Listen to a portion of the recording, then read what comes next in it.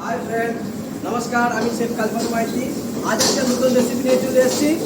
বহুত পুরানো রেসিপি, লাউ পাতার বাটা। লাউ পাতাটা আমি ধুয়ে নিয়েছি, গরম জল করে নিচ্ছি।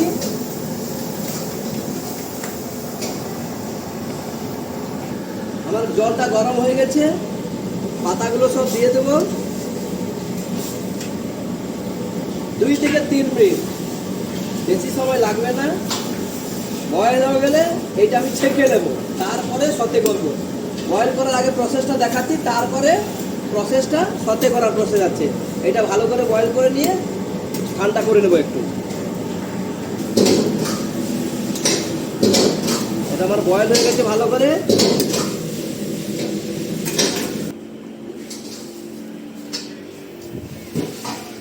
আমি ছেঁকে নিয়েছি।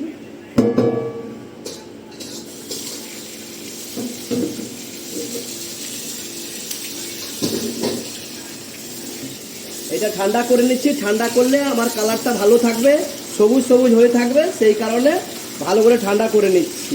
আর ডাইরেক্ট গরম গরম দিলে রঙটা ভালো থাকবে না। আর বয়েল করেছি 2 থেকে 3 মিনিট।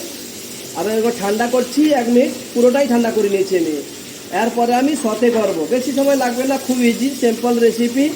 আমার ইউটিউব চ্যানেলে যদি নতুন হয়ে থাকেন তবে আমার ইউটিউব চ্যানেলটাকে সাবস্ক্রাইব করবেন, লাইক করবেন, শেয়ার করবেন বেশি বেশি করে, আর কমেন্ট করবেন। আমার ইউটিউব চ্যানেলের নাম হচ্ছে কালীপদ মাইতি ব্লগ। এইবার আমি সতে করব। আমার ননস্টিক গরম হয়ে গেছে, সরষের তেল দিয়ে দিলাম। একটু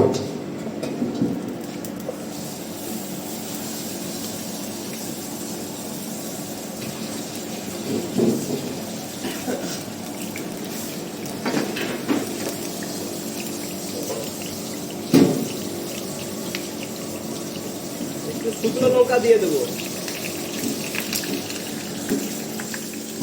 একটু কালো জিরা দিয়ে দেবো, একটু রসুন ছাড়িয়ে নিয়েছি, রসুনগুলো দিয়ে দিলাম।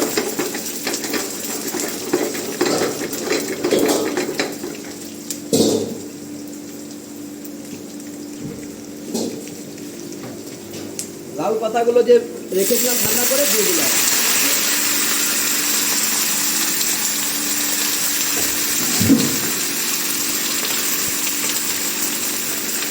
একটু স্বাদ অনুসারে নুন দিয়ে দেবো আমি।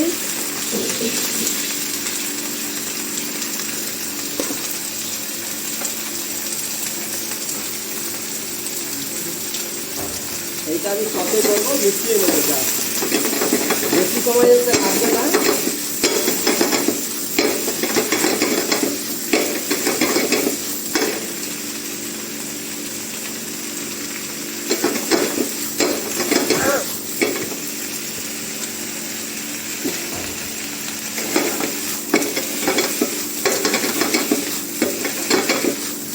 সতে করে এটা আমি পেস্ট করব, আর কিছু দেওয়ার নেই, সব কিছু দেওয়া আছে।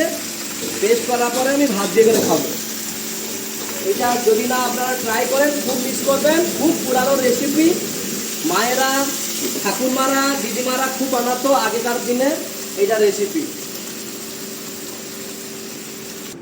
আপনারা চাইলে শিল নোড়াতেও বাটতে পারেন। আমি এটা মিক্সারে পেস্ট করব। ঠান্ডা হয়ে গেছে আমার।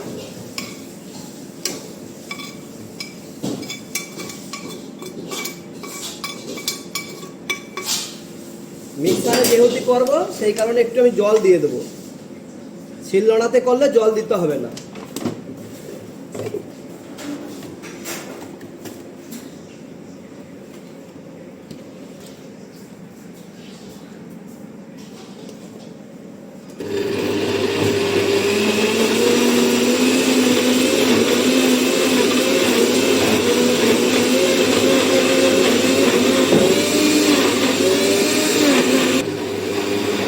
খুলে একবার দেখবো হয়েছে কিনা, দেখি। আমার আর একটু বাকি আছে, আরেকবার করে দেবো। খুলে খুলে একবার দেখবো আমি হয়েছে কিনা।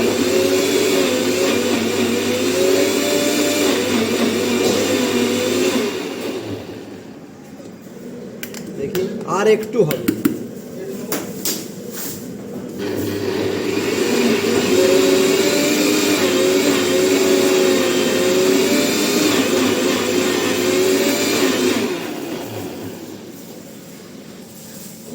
আমার হয়ে গেছে, একটা বলে খালি করব। এইটা যদি আপনারা না বানিয়ে থাকেন খুব মিস করবেন না, খুব মিস করবেন। হাত দিয়ে খুব ফ্যান্টাস্টিক লাগবে এটা। Thank you, thank you. আপনারা একটু সাপোর্ট করবেন।